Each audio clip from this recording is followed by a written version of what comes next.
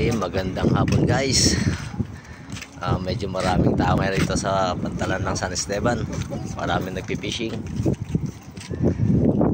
Sa ngayon, nakaset na rin tayo ng fishing rod. Sige, nagpa-vlog ka nga. Nakaset na rin tayo ng pang-fishing rod.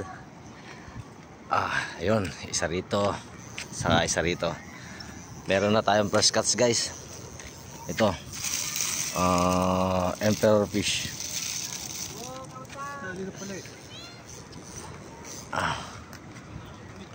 Maganda yung panahon ngayon dito kasi makulimlim.